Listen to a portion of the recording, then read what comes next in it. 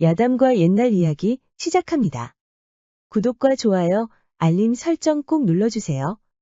무척이나 추운 어느 겨울이었습니다.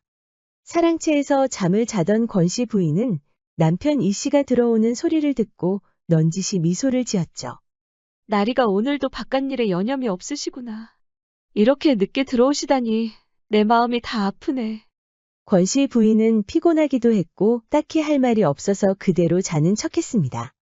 이불 안으로 들어온 이씨는 옆으로 누운 부인의 조심히 다가가서는 사랑의 귓속말을 했습니다. 부인, 오늘따라 정말 예뻐 보이는구려. 이씨는 사내대장부지만 허당기가 있는 말투 때문에 혼례를 올리기 전까지 우여곡절이 많았습니다. 이씨가 믿음직스러운 사내인 것은 두말할 필요가 없었습니다. 다만 말투가 좀 괴상하게 들렸는데 듣다 보니 재밌는 구석도 있어서 결국 그의 부인이 되기로 했죠. 권씨 부인은 대답은 하지 않고 이씨의 탐하는 손길을 그대로 받아주기로 했습니다. 그런데 볼살에 얼음처럼 차가운 온기가 느껴지는 게 아니겠습니까? 이제 잠에 빠져든 권씨 부인은 화가 날 수밖에 없었죠. 아니 대감, 손이 왜 그리 차갑나요? 권씨 부인이 고개를 돌리려는데 이씨가 몸으로 막아섰습니다. 미안하오 부인. 안 그래도 추운 날씨에 바깥일을 험하게 하느라 손이 이리도 차갑구먼 그려. 아무리 그래도 그렇지 너무 차가운데요?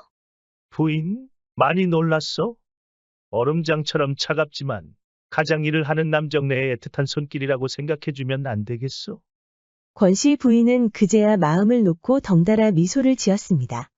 한편으로는 잠을 깨웠다는 이유로 화를 낸 것이 못내 부끄럽기까지 했죠.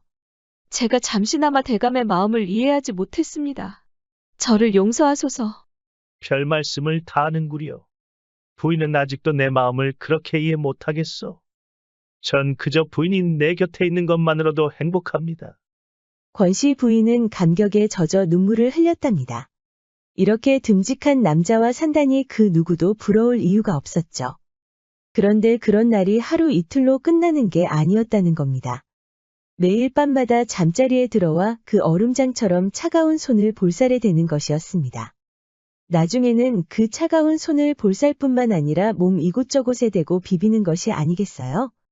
이 양반이 잘한다 했더니 대충 넘어가는 일이 없잖아. 그렇다고 일 때문에 손이 차갑다는 사람을 나무랄 수도 없는 노릇이었죠. 그래서 권씨 부인은 남편이 들어올 무렵이 되었을 때 몰래 엿보았습니다. 그런데 이게 대관절 무슨 일입니까? 남편 이씨가 부인의 동태라도 살피는 것처럼 두리번거리더니 부엌으로 들어가는 것이었습니다. 권씨 부인은 발소리가 들리지 않게 조용히 부엌으로 움직였죠. 놀랍게도 이씨가 돌절구 위에 볼기를 깔고 앉아 있는 것이 아니겠습니까? 그 모습을 본 권씨 부인은 놀라서 입을 다물 수 없었지만 사랑채로 돌아온 뒤에는 회심의 미소를 지었습니다. 이 양반이 손으로 날 만진 게 아니라 저 더러운 볼기짝을 대고 비빈 것이었어. 권씨 부인이 고개를 돌릴 때 일부러 몸으로 막은 이유도 바로 손이 아닌 볼기라는 것을 숨기기 위했던 겁니다. 이씨의 장난이 도를 넘었다고 판단한 권씨 부인은 어떻게 하면 이 남자를 골탕 먹일까 고민하고 있었죠. 그때 최근에 새로 들어온 머슴 달구가 힘차게 장작을 패고 있었습니다. 권씨 부인의 한숨이 땅이 꺼지도록 들리자 달구도 호기심에 못 이겨 조심히 권씨 부인에게 다가갔습니다. 마님, 무슨 일이 있으시기에 그렇게 근심 가득한 얼굴을 하고 계시옵니까? 듬직한 달구가 말을 걸어와서 반가웠지만 남편의 기행을 말할 수는 없었습니다. 권씨 부인은 그저 달구 얼굴만 바라본 채 한숨을 쉬고 있었는데요. 결국 참다 못한 권씨 부인이 달구에게 남편과의 일을 말했습니다. 세상에, 아니 대감님은 어찌 그런 심한 장난을 치신단 말입니까? 그러게 말이다 달구야. 네가 아무래도 나를 위해 할 일이 생긴 것 같구나. 그게 무엇이옵니까, 마님? 무엇이든지 명만 내려주시옵소서. 권씨 부인은 달구에게 숯불을 가져오라고 시킨 뒤에 돌절구를 몇 번이나 달구어 놓았습니다. 태연하게 사랑채 안에 있던 권씨 부인은 문이 열리는 소리를 듣고 숨죽이고 있었죠. 이제 좀만 있으면 이씨의 비명 소리가 들릴 게 뻔하니까요. 예상했던 대로 부엌 쪽에서 이씨의 괴성이 들렸고 권씨 부인은 입을 틀어막은 채 키득키득 웃고 있었습니다. 얼마 후 이 씨는 궁둥이를 잡은 채 찡그린 표정으로 들어왔는데요. 권 씨 부인은 있는 힘을 다해 남편을 걱정하는 척했죠. 대감, 오늘도 일 때문에 고생이 많은 얼굴이십니다. 권 씨 부인은 겨우 웃음을 참았습니다. 이 씨는 아무런 대답도 하지 않고 이불 속으로 들어와 잠을 청했습니다. 볼기짝을 대게 만든 것이 분했는지 돌아 누워서 씩씩거리기만 했죠. 그 후에도 이 씨는 특별한 행동 없이 사랑채에 들어와 잠만 청하고 나갔습니다. 한데 어느 날 밤 권 씨 부인이 부엌에서 일을 보고 있을 때 사건이 터졌습니다. 뒤에서 누군가 와락 앉는 바람에 권 씨 부인이 혼절할 정도로 놀랐던 겁니다. 벌러덩 넘어진 권 씨 부인은 번거지를 쓰고 검은색 등걸이를 걸친 사내를 보았습니다. 저 양반이 진짜 해도 너무하네. 권 씨 부인은 남편이 복수를 했다고 생각하고 바로 그 뒤를 쫓아갔지만 이미 늦었습니다. 사랑채로 돌아온 권 씨 부인이 화가 난 또 다른 이유가 있었습니다. 남편이라고 해도 잡아댈 것이 뻔하고 만약 남편이 아닌 다른 사내라면 오히려 지체 높은 여인이 몸간수도 제대로 못했다고 면박을 줄 것이 뻔하기 때문입니다. 권 씨 부인의 예상대로 그날 밤 이 씨는 시치미를 뚝 떼고 있었습니다. 부인, 오늘은 이상하게 말수가 없구려. 서방님이 일 때문에 피곤한데 특별히 할 말이 없으신가? 권 씨 부인은 차가운 온기가 슬금슬금 들어오는 것을 느끼자 잽싸게 기침을 했습니다. 부인, 어디가 아프신가? 날씨가 갑자기 추워지니 곧불이라도 난 겐가? 권 씨 부인은 다시 한번 대답 대신 기침을 했습니다. 이번에도 볼기짝을 비빌 생각은 꿈에도 꾸지 않게 하려는 것이었죠. 부인, 그러지 마시고 이 서방님을 위해 그 포근한 품을 전해 주실 수 없는 겐가? 권 씨 부인은 기가 막혔습니다. 어떻게든 그 얼음장 같은 볼기짝을 비빌 생각이나 하는 남편이 원망스러웠죠. 이 씨는 고집스럽게도 이불 속으로 들어왔는데 권 씨 부인이 눈을 가린 채 벌떡 일어나 억지로 재채기를 무려 5번이나 했답니다. 그 더러운 볼기짝은 꿈에도 보고 싶지 않다는 뜻이었죠. 그렇게 하루가 지나 권 씨 부인은 어떻게 복수를 할지 고심하고 있었습니다. 이번에도 몸집 좋은 달구가 권 씨 부인에게 조심스럽게 다가왔습니다. 마님, 저번에는 숯불을 원한다고 하셔서 뜻대로 해드렸는데 다른 걱정거리가 있으시옵니까? 달구야, 저 양반을 어찌해야 할꼬. 무슨 일이신데 그러시옵니까? 아무리 생각해봐도 이번에 남편의 기행은 달구에게 말할 수가 없었습니다. 남부끄러워서 어느 누구에게도 절대로 말할 수 없는 일이었습니다. 달구야, 네 부인이 섭섭할 때는 어찌하더냐? 제 부인 말입니까? 그야 가장 가까운 가족을 찾지 않겠습니까? 그렇겠지. 당연히 가족이 우선이니까. 그보다 이 달구를 곤혹스럽게 만드는 사람이 있습죠. 그게 누구냐? 그런 사람이 있더냐? 바로 제 어머니옵니다. 시어머니에게 말하는 것보다 더 좋은 방법은 없으니까요. 시어머니에게 말하는 게 좋은 방법이라고? 어째서 그렇게 되느냐? 저의 부족함을 가족에게 아무리 말해봤자 그 뜻이 잘 전달될 일이 없지 않습니까? 그보다 시어머니에게 은근슬쩍 흘리면 제가 더 곤혹스럽게 되죠. 권 씨 부인은 그제야 깨달은 듯 환한 미소를 지었습니다. 그렇구나. 이 나쁘끄러운 일을 누구에게도 말할 수 없었는데 시어머니가 계셨구나. 이후 권 씨 부인은 아픈 것처럼 보이기 위해 누워서 꼼짝도 하지 않았는데요. 예상대로 시어머니가 약사발을 들고 나타났죠. 아가야, 어째서 병이 생겼단 말이냐? 이 약이라도 좀 먹어보거라. 권 씨 부인은 당장 남편의 기행을 털어놓고 싶었지만 후사를 대비했습니다. 정말 아프다는 것을 보여주기 위해 대답도 제대로 못했죠. 시어머니가 지쳐갈 때쯤 권 씨는 그제야 기회가 왔다고 여기고 천천히 입을 열었습니다. 어머님, 너무 걱정하지 마세요. 제 병은 약을 먹고 나을 수 있는 병이 아닙니다. 그게 도대체 무슨 소리냐? 이 세상에 약을 먹을 수 없는 병도 있더냐? 어머님 죄송합니다. 제가 죽을 죄를 지었습니다. 그것이 무엇인지 자세히 말씀드릴 수 없습니다. 제 병은 차차 나을 것이니 너무 염려하지 마세요. 시어머니는 도저히 이해할 수가 없었지만 안방으로 건너갔습니다. 이 궁금한 일을 대답해 줄 사람은 바로 아들 이 씨밖에 없다고 믿었죠. 이 씨가 도착하자 바로 앉히고는 걱정을 털어놓았습니다. 병이 심상치 않은 것 같은데 도통약을 먹으려고 하지 않는다. 너는 저 아이가 왜 그러는지 알고 있느냐? 어머니도 별 걱정을 다 하고 계시는군요. 사실 지금이라도 그 병은 나을 수 있습니다. 그건 또 무슨 소리냐? 지금이라도 당장 그 병이 나을 수 있다니? 좀 알아듣게 설명해 보거라. 아까 그 아이도 약을 먹을 수 없는 병이라고 하던데 너도 이상한 소리를 하는구나. 이게 도대체 며칠째냐? 무슨 일인지 모르겠지만 어서 해결하거라. 어머니에게 핀잔을 들은 이 씨는 어쩔 수 없이 부인과 화해하기로 했죠. 사랑채에 들어온 이 씨는 여전히 이불을 덮고 누워있기만 한 권씨 부인에게 고개를 숙였습니다. 이복의 부인, 아프면 당장 약을 먹어야지 않겠소? 곧 죽으려니 약을 먹어서 뭐 한단 말입니까? 죽다니 어떻게 그런 몹쓸 소리를 한단 말이오?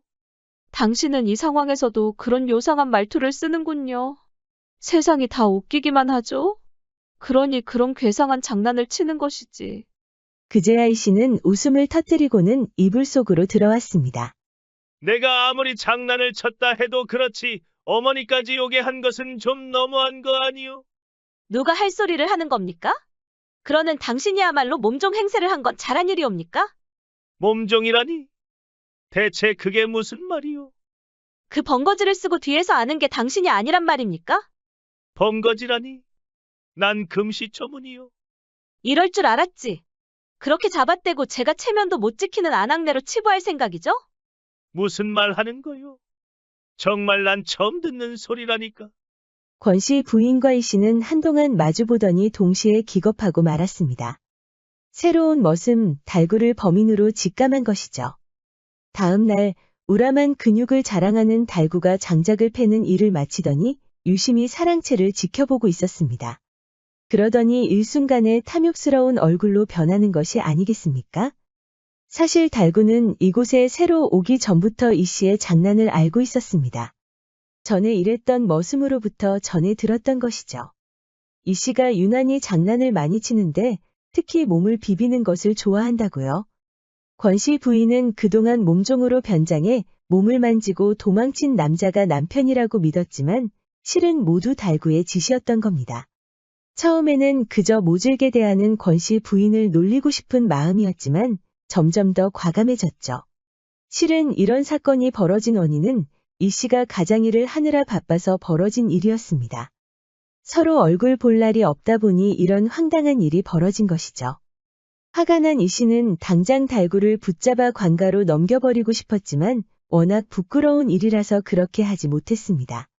달구가 입이라도 열까 두려운 권씨 부인도 관가로 넘기는 것만은 안 된다고 극구 말렸죠. 그래서 이 씨는 달구의 절도 혐의를 물고 늘어졌습니다. 그동안 달구가 변장을 위해 집안에 있던 옷가지들을 가져다 쓴 것들이 있었습니다.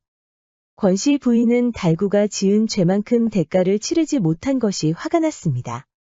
대신에 주리를 틀며 모든 일을 시인했지만 권씨 부인의 화는 가라앉지 않았죠. 모든 일이 마무리되고 있을 때 권씨 부인은 한 가지 궁금한 것이 있었습니다. 다시는 그 일을 떠올리고 싶지 않지만 궁금한 것이 있어서 그냥 지나칠 수가 없습니다. 무슨 일이요, 부인? 대체 그 절구 위에 앉아 있었던 이유가 무엇입니까? 그 차디찬 절구 위에 굳이 앉아서 절 놀리신 이유가 궁금합니다. 왜 하필 절구냐, 그 말이요? 그렇습니다. 그것이 가장 궁금합니다. 이 씨는 갑자기 웃음을 터뜨리더니 이렇게 말했습니다.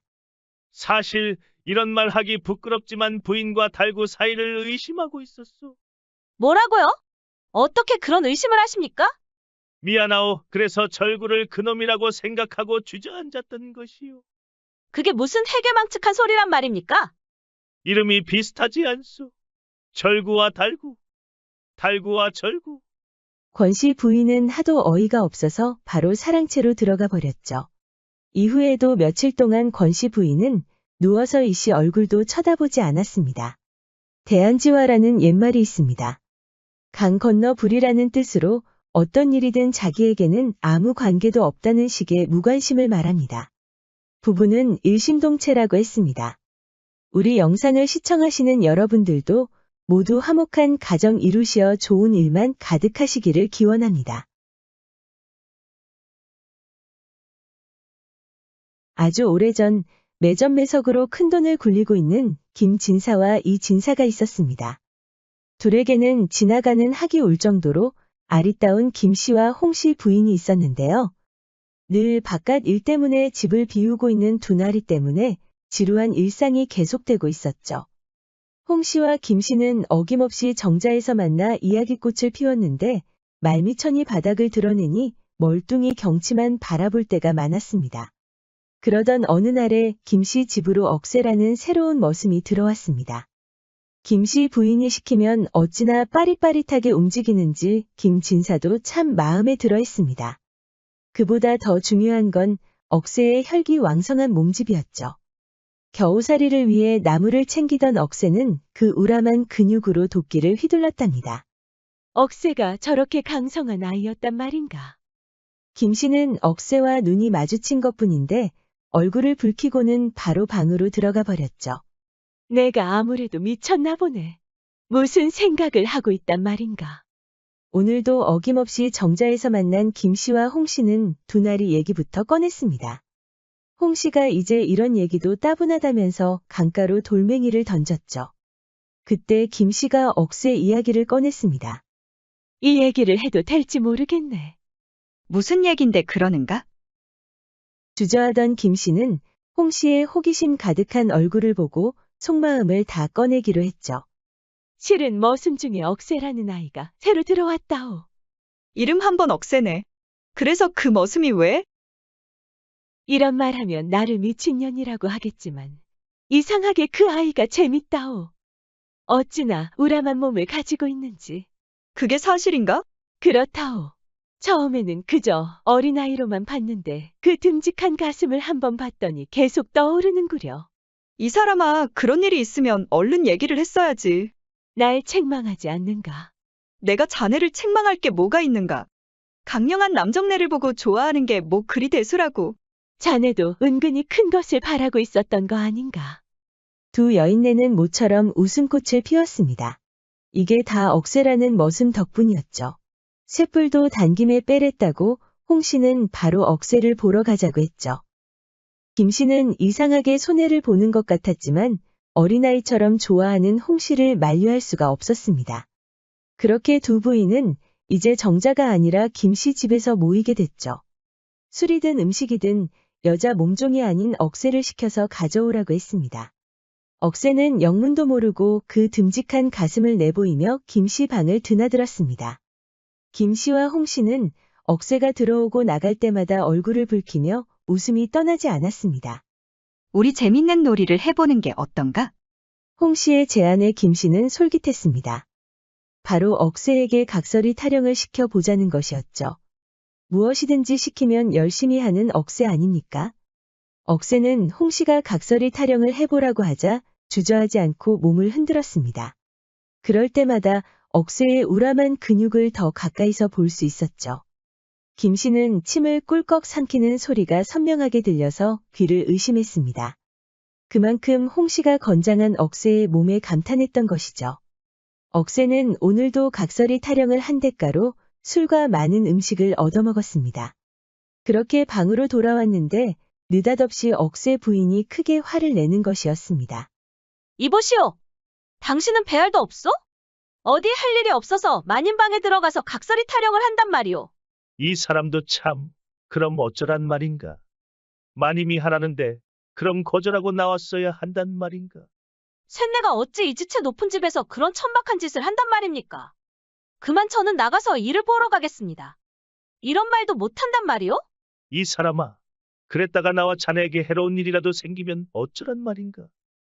그때가 되면 마누라가 책임질 건가. 아이고, 다른 사람은 몰라도 내 이 두 눈은 못 속이지. 그게 무슨 말인가? 두 마님 앞에서 각설이 타령하는 게 재밌죠. 재밌으니까 가서 하는 거 아니겠어요? 술하고 음식 얻어먹는 건 다 당신 명분이고 두 아리따운 마님들 앞에서 몸을 흔드니까 재밌는 거 아니에요. 그게 아녀자가 할 말인가? 어서 잠이나 자는 게 어떤가? 이 사람이 아까부터 말투가 요상하네. 마님들 앞에서 각설이 타령 몇 번 했더니 양반이라도 된 줄 알아요? 어서 잠이나 자. 들으신 대로 억새의 언행이 좀 이상하지만 부인이 혀를 차면서 방을 나가자 씩 웃으며 본색을 드러냈습니다. 재밌고 말고 두 마님 앞에서 각설이 타령하니 재밌기만 나구먼. 억새는 갑자기 혼자서 각설이 타령을 했는데 두 마님에게 잘 보이기 위해 미리 연습을 하는 것이었습니다. 그만큼 억새는 두 마님을 믿고 따르고 있었죠. 오늘도 충직한 머슴이 되기로 다짐한 억새에게 생각지 못한 문제가 생겼습니다. 두 마님에게 정신이 팔린 억새 때문에 마음의 병이라도 생긴 걸까요?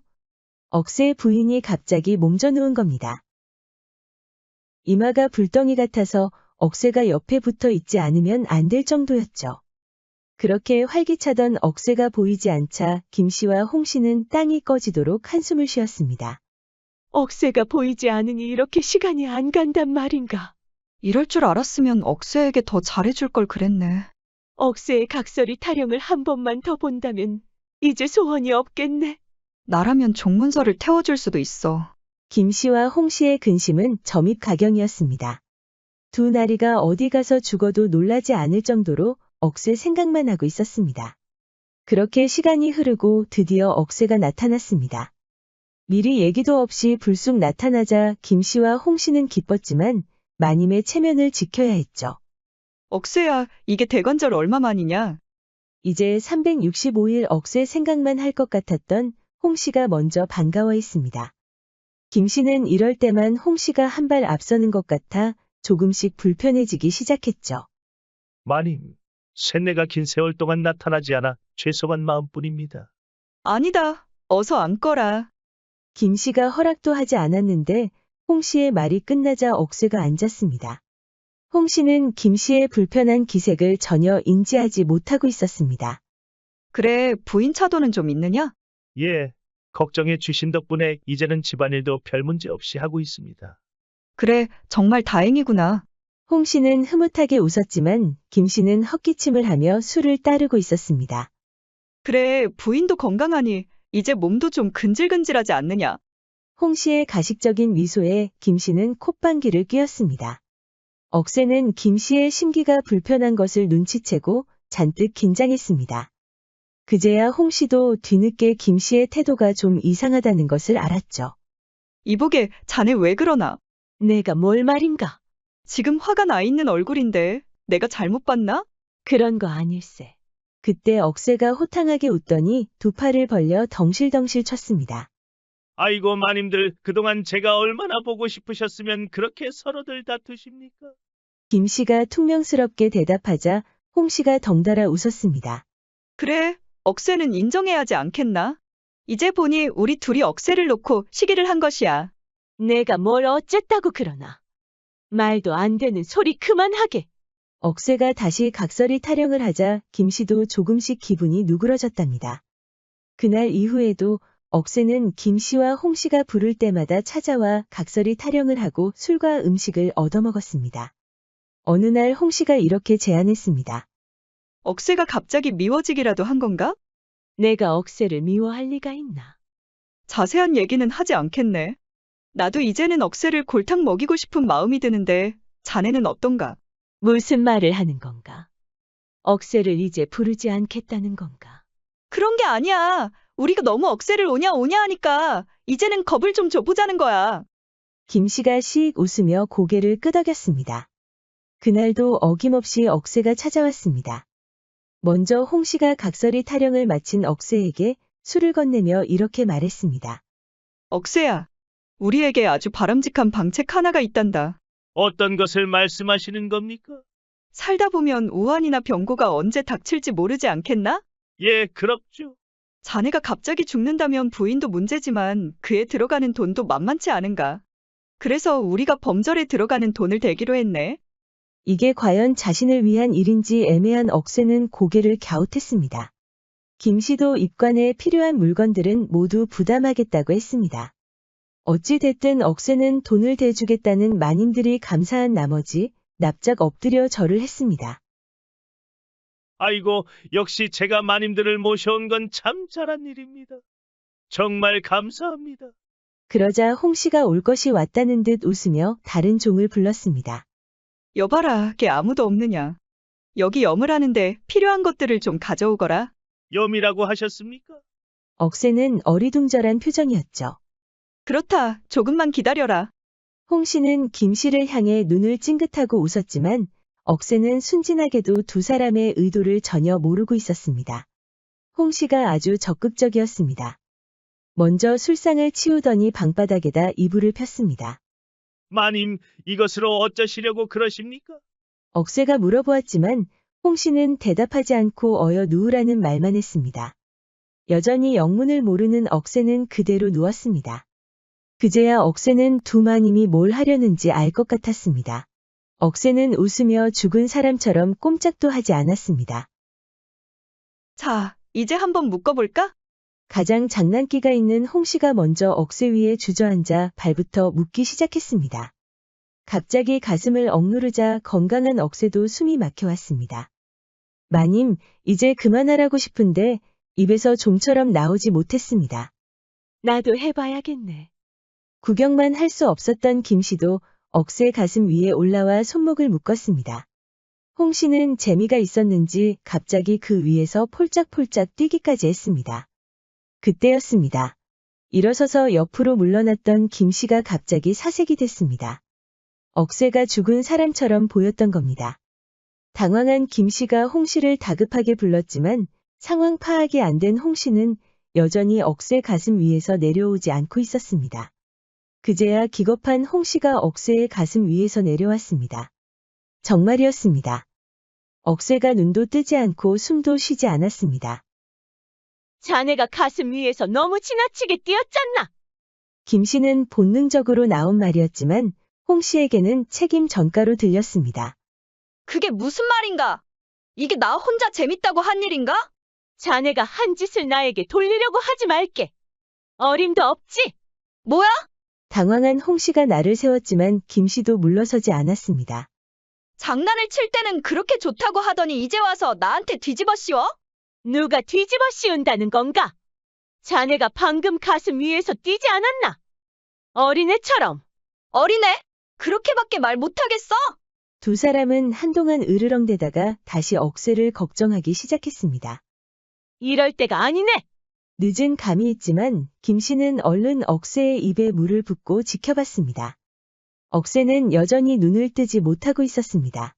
그제야 김 씨는 겁을 먹고 안절부절 못했지만 홍 씨는 의외로 차분해 보였습니다. 급기야 눈물을 흘리는 김 씨는 겨우 정신을 차리고는 홍 씨에게 물었습니다. 뭘 믿고 그러시는가? 종을 시켜서 저 멀리 내버리면 되는 거 아닌가? 김 씨는 믿을 수 없다는 표정이었습니다. 자네, 정말 그런 짓을 하려는 겐가? 못할 일은 아니지 않은가? 강건해 보였던 홍 씨는 그 자리에 주저앉아 펑펑 울기 시작했습니다.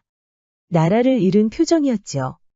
김 씨가 그럴 줄 알았다면서 혀를 찢찢 차는데 기침 소리가 들렸습니다. 김 씨와 홍 씨는 깜짝 놀라서 뒤로 발라당 넘어져 버렸죠. 억새가 살아났던 겁니다.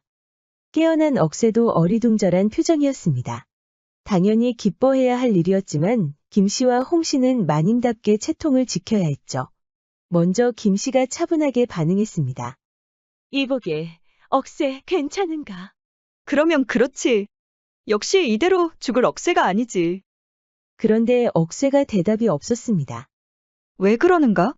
너무 놀라서 말문이 열리지 않는 겐가? 그러자 억새는 천장을 바라보더니 천천히 입을 열었습니다. 마님들, 믿기지 않으시겠지만 제가 염라국을 다녀왔습니다. 갑자기 염라국이라고 하니 놀랄 수밖에 없었죠. 김 씨는 진짜 염라국인지 재차 물었습니다. 그렇습니다. 거기서 염라대왕을 만나고 왔습니다. 그 사이에 염라국을 다녀왔다는 거야? 홍 씨는 비웃는 표정이었지만 김 씨는 달랐습니다. 억새의 얼굴이 워낙 진지했기 때문이었죠. 마님들, 제 얘기 좀 들어보셔요. 이렇게 넋이 나간 듯한 억새의 얼굴은 처음이었습니다. 믿지 않으려는 홍 씨도 억새가 하는 말을 유심히 듣기 시작했습니다. 저를 염라국으로 데려간 건 판관이었습니다. 생사를 오가는 상황에서 판관이 그런 일을 하는 것이겠지요. 염라대왕은 판관에게 이 잔은 어디서 데려온 것인가? 라고 물었습니다. 그러자 판관이 두마님을 얘기했었죠. 김씨와 홍씨는 깜짝 놀랐습니다. 그러자 염라대왕님이 불같이 화를 냈습니다. 어찌 이승 사람들이 생사를 결정 지을 수 있냐고 말입니다. 분명히 이렇게 말했습니다. 감히 하늘의 뜻을 어기고 위험한 놀이를 했다고 말입니다. 김씨는 이미 식은땀을 흘리고 있었습니다. 홍씨는 비웃는 듯했지만 하늘의 뜻이라는 말이 나오자 김씨보다 더 겁을 먹은 것 같았습니다. 판관은 당장 마님들을 잡아오겠다고 했습니다만 김씨와 홍씨는 숨이 넘어갈 것처럼 놀랐습니다.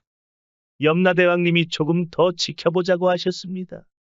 제가 마님들을 아주 잘 알고 있는데 사람의 생명을 가지고 장난을 칠 분들은 아니라고 말씀드렸습니다. 다급해진 홍씨는 염라대왕에게 제대로 설명했는지 재차 물었습니다. 그렇습니다. 두마님께서는 절대 생명을 가지고 장난칠 분들이 아니라고 말씀드렸습니다. 김씨와 홍씨는 그제야 안심이 됐는지 똑같이 주저앉아 버렸습니다. 그래도 역시 마님의 채통은 지켜야 했죠. 그렇게 겁먹던 두마님은 침착하게 말을 이어갔습니다. 정말 큰일 날 뻔했네. 안 그런가? 김씨는 홍씨에게 대답하지 않고 뭔가 깨달은 듯 벌떡 일어섰습니다. 그러더니 냉큼 밖으로 나갔다가 얼마 되지 않아 돌아왔습니다. 자, 이거 밖에나. 김씨가 준 것은 바로 종문서였습니다.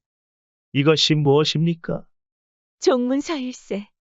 내가 보는 앞에서 바로 태워버리게. 그러자 홍씨도 뭔가를 눈치챘는지 종을 불렀습니다. 종은 다급히 홍씨 집으로 갔다가 돌아왔습니다. 홍씨가 건넨 것은 봉투였습니다. 이것은 1000냥짜리 어음들이네. 이거면 양민으로서 제대로 살아갈 수 있을 거야. 아니, 마님은 왜 또? 김씨와 홍씨는 염라대왕 얘기가 나오자 겁을 먹고 종문서를 태우고 두둑한 돈까지 준 것입니다. 처음에는 거절하려고 했던 억새는 가까스로 봉투를 받아들었습니다. 그렇게 세월이 흘러 양민이 된 억새는 장사꾼이 되어 부인과 아주 잘 살고 있었죠. 모처럼 김씨 부인 집을 찾은 억새는 감회가 새로웠습니다. 종이 나오자 억새는 호탕하게 웃으며 김씨 부인을 불러달라고 했습니다. 놀랍게도 그 종은 김씨 부인이 누군지 모르는 것이었습니다. 동네 주점 주인이 말하길 김씨 부인이 어느 날 종문서를 태우고 돈까지 낭비하는 바람에 큰 고초를 겪었다는 겁니다. 김 진사가 아무리 돈을 벌어도 김씨 부인이 절약할 줄 모르니 재물이 몰릴 일이 있겠습니까? 홍씨 부인 집은 더 빨리 폐가망신했다고 합니다. 세월이 참 야속하네 그려. 이놈이 너무 심한 농을 쳤던 건가? 그렇습니다. 억새는 그때 염라국에 다녀온 것이 아니라 죽은 척했던 것이죠. 믿었던 두 마님이 서로 책임을 떠넘기는 것을 엿듣고 화가 나서 장난을 쳤던 것입니다. 결과적으로 억새는 양민이 됐고 낭비만 일삼던 김씨와 홍씨 부인은 이제 아예 종적이 끊어졌습니다. 옛말에 각주구검이라는 말이 있습니다. 배전에 그 자리를 표시해 강물에 빠뜨린 칼을 찾으러 간다는 뜻으로 판단력이 흐린 상태를 말하는 것이죠. 욕심이 과하면 늘 체하기 마련이죠. 아주 오래전 이조판서 댁에 옥분이라는 마님이 살고 있었습니다. 5년 넘도록 몸종으로 살았던 옥분이는 안방 마님이 갑자기 떠나는 바람에 이조판서의 부인이 될 수 있었죠. 옥분이는 아침만 되면 봉긋 솟아오른 젖가슴 때문에 얼굴을 붉히는 순진한 아이였습니다. 어느 날 속옷만 입고 이불 정리를 하던 옥분이는 소스라치게 놀랐습니다. 담장 위로 멍한 얼굴에 이조판서가 빤히 쳐다보고 있는 게 아니겠습니까? 처음에는 얼른 문을 닫고 옷을 챙겨 입었으나 이조판서의 이런 행동은 멈추질 않았습니다. 옥분이도 이조판서의 그런 관심이 싫지 않았습니다.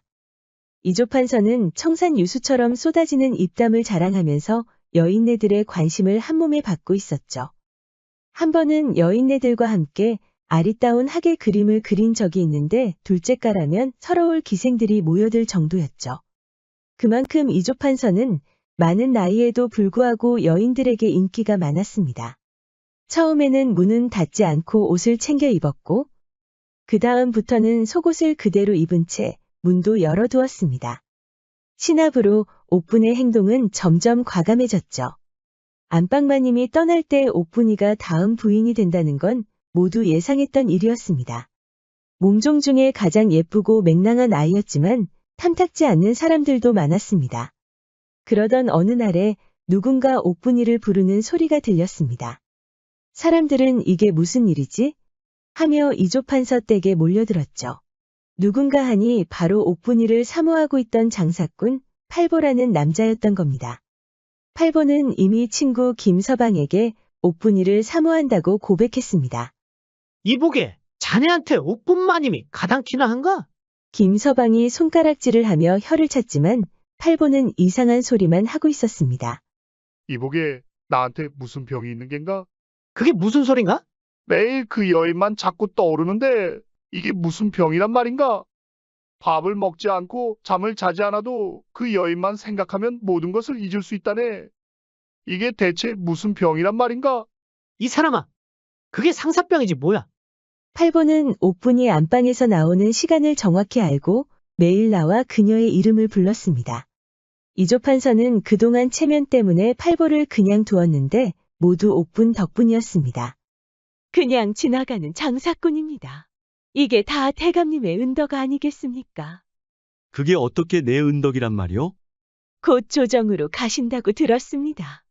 그래서요? 장사꾼들 사이에서 대감님에 대한 후한말을 전해 들었습니다.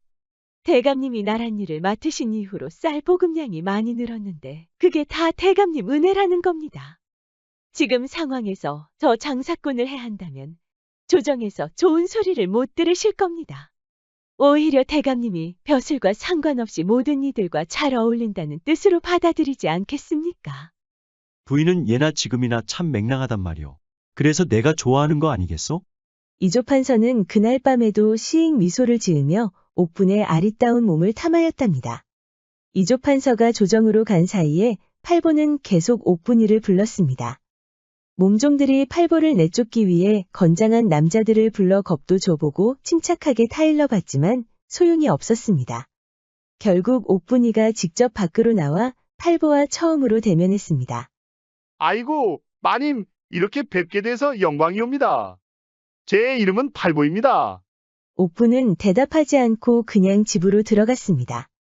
누가 봐도 옥분이 무시하는 행동이었지만 팔보는 얼굴을 보여준 것만으로도 감사할 따름이었죠.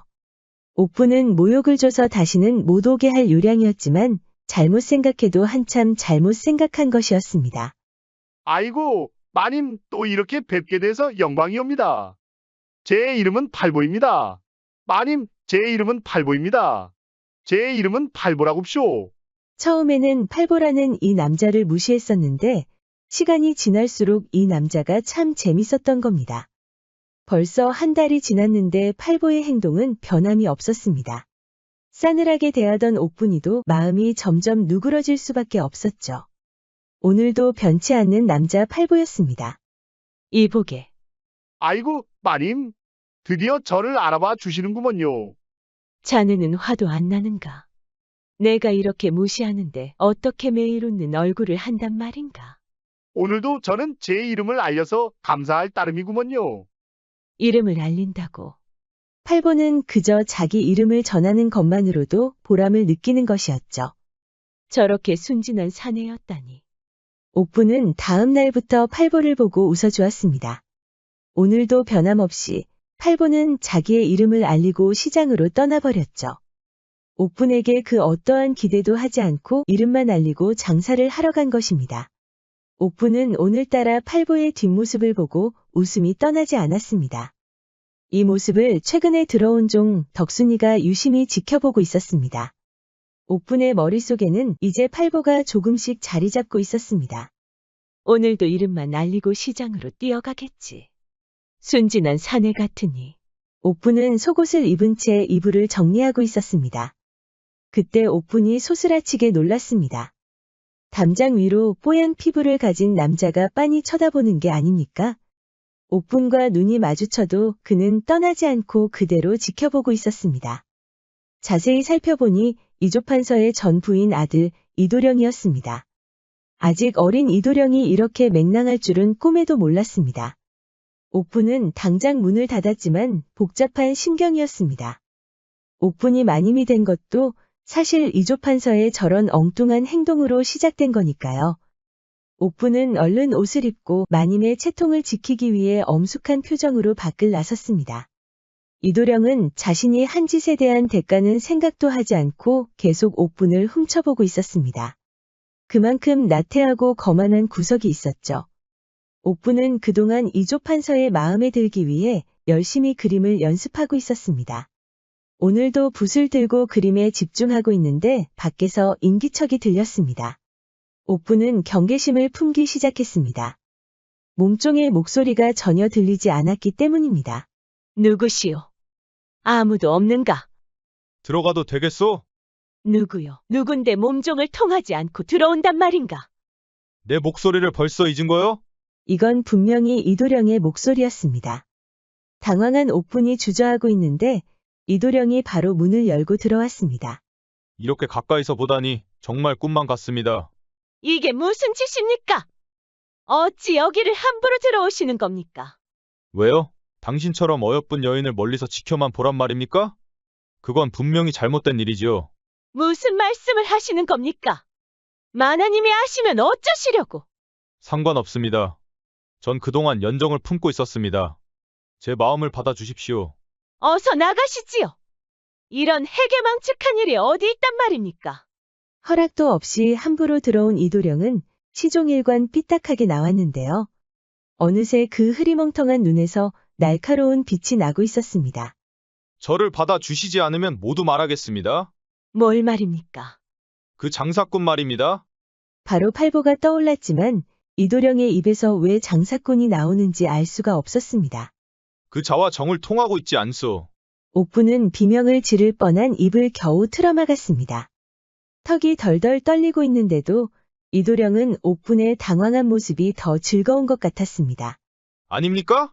그 자와 어제도 서로 마주보며 웃는 것을 보았소. 정을 통하지 않는다면 어찌 그리 오랫동안 같이 있는단 말이오. 옥부는 당황하지 않기 위해 애썼습니다. 철없고 막 나가는 이도령을 타일러야 했죠. 무슨 말씀을 하시는 겁니까? 그저 장사꾼 아닙니까? 제 이름을 하도 불러서 그저. 그저 뭐요? 그때 당황스럽게도 옥부는 해야 할 말이 나오지 않았습니다. 팔보는 기껏 장사꾼이라서 지체 높은 마님이 상대할 자가 아닙니다. 하도 옥분의 이름을 불러서 몇 번 상대해 준 게 답니다. 옥분도 종으로 태어난 탓일까요? 팔보에게도 못할 짓이었지만 방금처럼 매정한 말을 도저히 할 수가 없었던 것이죠. 정확히 자시의 이 앞 정자로 오시오. 오지 않으시면 그 장사꾼에 대해 모든 것을 말하겠소. 이도령은 옥분의 대답도 듣지 않고 나가버렸습니다.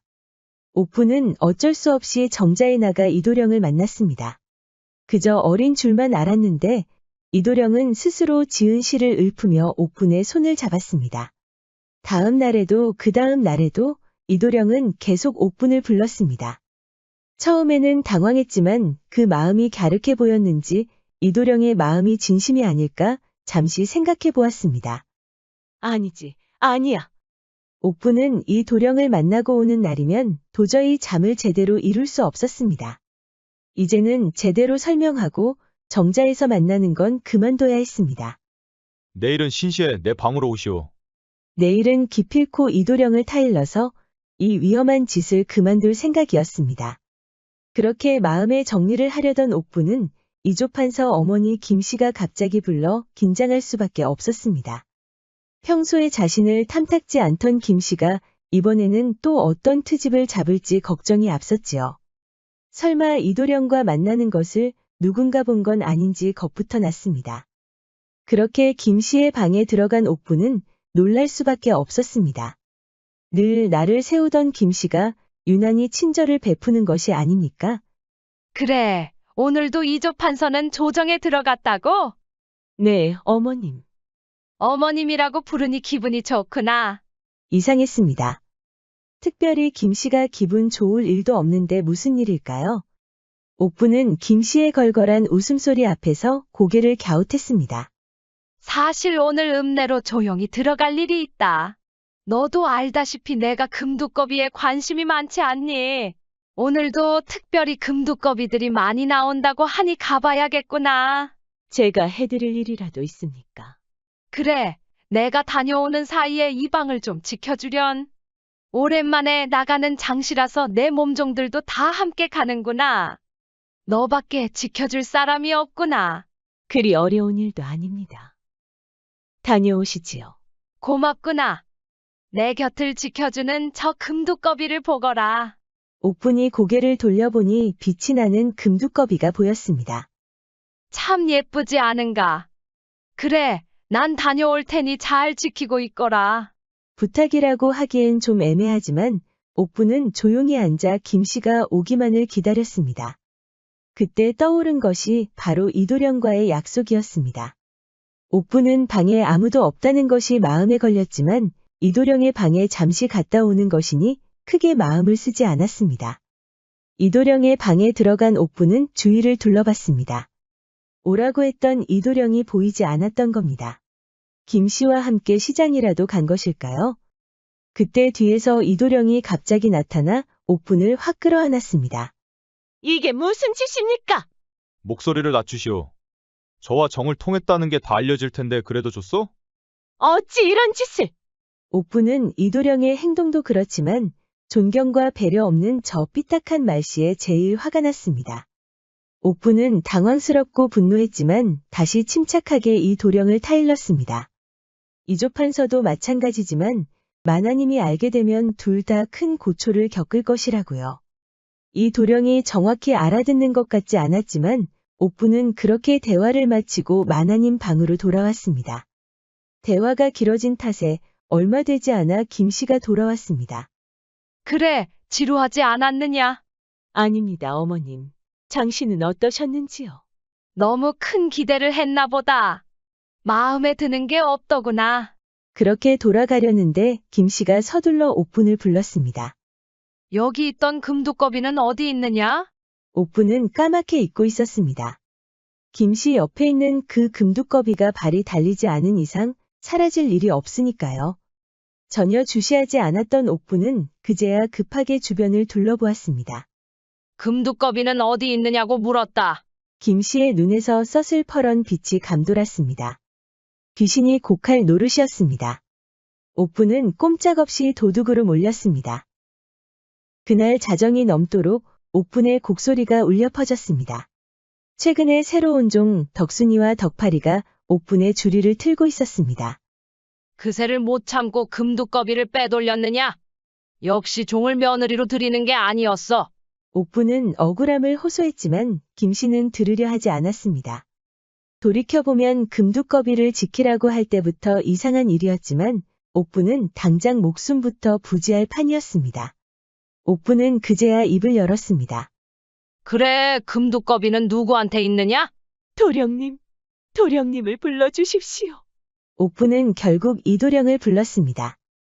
그 시간에 이도령과 함께 있었다는 것을 알리려면 어쩔 수 없었지요. 이도령은 엉망이 된 옥분을 보고 놀랄 수밖에 없었는데요. 놀랍게도 이도령의 그 삐딱한 언행은 변하지 않았습니다. 옥분이는 그 힘든 상황에서도 이도령의 태도에 치를 떨었습니다. 무슨 일이신지요? 그래, 해괴망측한 일이지만 인연이 갑자기 너를 부르는구나. 금두꺼비가 사라진 일에 관해서 네가 할 말이 있느냐? 이도령은 금세 창백한 얼굴을 하더니 목각 인형처럼 김씨를 향해 고개를 돌렸습니다. 그리고는 하루 종일 책만 읽었다고 태연하게 거짓말을 하는 게 아니겠어요? 뒤통수를 얻어맞은 듯 얼얼해진 옥분은 이도령을 무섭게 노려봤습니다. 그렇게 이도령은 남의 일인 것처럼 떠나버렸고 다시 덕순이와 덕파리가 주리를 틀었습니다. 시간이 지나 옥분은 초주검이 되었고 지친 김씨도 자리를 잠시 비웠습니다. 그렇게 생명의 빛이 꺼져갈 것처럼 보였던 옥분의 입이 조금씩 열리고 있었습니다. 팔보를 불러주십시오. 팔보는 오늘도 옥분을 만나기 위해 제 시간에 맞춰 나타났습니다. 오늘도 자신의 이름을 알리고 떠날 생각이었지만 모처럼 장사가 잘 돼서 자랑도 하고 싶었습니다. 옥분 집에 거의 도달할 때쯤 갑자기 건장한 남자들이 나타나 그를 포박했습니다. 아니, 이게 무슨 짓이에요? 팔보는 영문도 모른 채 김씨 앞에 끌려갔습니다. 그래, 네가 팔보라는 자인가? 그렇사옵니다만 대관절 무슨 일로 절 잡아오신 겁니까? 금두꺼비는 어디 있느냐? 금두꺼비는 이번 장시에 여러 개 나왔지 않았습니까? 발끈한 몸종들이 몽둥이를 들고 위협했지만 팔보는 꼼짝도 하지 않았습니다. 금두꺼비를 구하시려면 시장에 가셔야지. 이렇게 장사꾼을 납치해서 억지로 가져가면 되나요? 팔보가 의외로 당당하게 나오자 김씨는 당황했습니다. 평소 김씨답지 않게 발음까지 꼬여버렸죠. 무엄하다. 제 말이 틀렸습니까? 당황한 김씨는 그제야 자초지종을 설명했습니다. 옥분이 금두꺼비를 훔친 사람으로 바로 팔보를 지목했다는 것까지요. 팔보는 초주검이 된 옥분을 보고 그제야 펑펑 울기 시작했습니다. 마님, 이게 어찌 된 일이에요? 옆에서 한동안 지켜보던 김씨가 냅다 소리를 질렀습니다. 네가 그렇게 보고 싶어 하는 옥분이를 보여줬으니 이제 금두꺼비 내놓거라. 정말 옥분 마님이 금두꺼비 가져간 사람으로 제 이름을 불렀단 말입니까? 그렇다. 그럼 그 값을 제가 물어주면 어떻게 됩니까? 네가 금두꺼비 값을 물겠다고? 금두꺼비 값은 당연히 비싸기에 김씨는 코웃음을 칠 수밖에 없었습니다. 그래? 그럼 옥분은 풀어줄 수 있지. 팔보는 바로 집으로 돌아가 돈이 되는 것은 몽땅 팔아서 김씨에게 바쳤습니다. 친구 김서방은 이번에도 혀를 찼습니다. 이보게, 자네가 가진 거라고는 이 초라한 집뿐인데 그 여인을 위해서 팔겠다는 말인가? 팔보의 반응은 의외였습니다. 마님이 드디어 내 이름을 불러줬구먼. 방금 뭐라고 했는가? 이름이 뭐가 어쨌다고? 내 이름을 드디어 불러줬다고. 옥분은 다시 종이 되었습니다. 이조판서가 돌아오면 다시 하소연할 생각이었지만 김씨가 살아있는 동안에는 어림도 없었습니다. 이조판서가 돌아오고 얼마 되지 않아 눈이 번쩍 뜨일 소리가 들렸습니다. 몸종이 청소를 하다 금두꺼비를 찾은 겁니다. 금두꺼비가 김씨 방 옷장 안에서 나온 것이었죠. 분노한 이조판서는 김씨에게 따졌습니다. 사실은 김씨가 옥분을 내쫓기 위해 덕순이라는 몸종과 짜고 옥분에게 누명을 씌운 것이었습니다. 이조판서는 조용히 사람들을 불러서 팔보를 찾았지만 결국 어디에서도 그를 만날 수 없었습니다. 옥분에게는 스문양을 주고 그 앞에서 종문서를 태웠습니다. 이조판서는 옥분에게 미안하다며 눈물을 흘렸고 원하는 일을 하라고 말했습니다. 이렇게 양민이 되다니. 옥분은 이조판서 집을 나오면서 흐르는 눈물을 멈출 수가 없었습니다. 사람들이 무슨 일이지? 하며 읍내의 한 주점에 몰려들었습니다. 이미 이 근방에서는 한 남자의 이름을 부른다는 이상한 소문이 돌았습니다. 선녀처럼 아름다운 여인이 돌아다니며 남자의 이름을 365일 부른다는데 그 누구도 믿지 않는 눈치였습니다. 그때 텁수룩한 수염의 사내가 주점을 지나고 있었습니다. 아리따운 여인이 남자의 이름을 부르고 다닌다니? 딱 봐도 비렁뱅이처럼 보이는 사내도 코웃음을 칠 이야기였습니다. 그때 귓가에 선명히 들리는 이름이 있었습니다. 바로 팔보였죠.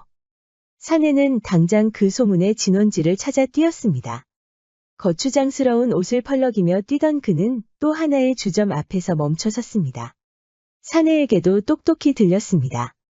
아름다운 목소리의 여인이 팔보를 부르는 것입니다. 거긴 누구요? 누군데 내 이름을 안단 말이오? 그때 주점 안에서 귀티가 흐르는 여인이 나왔습니다. 사내는 꿈을 꾸는 듯했습니다. 그렇게 목 놓아 부르던 그 여인이 눈앞에 나타난 겁니다. 팔보는 무릎을 꿇고 절을 하더니 좀처럼 고개를 들지 못했습니다. 이제야 만나는군요. 어찌 마님이 이런 곳에 계시옵니까? 그만 고개를 드십시오. 그리고 제 절을 받으십시오. 아니, 절이라니요.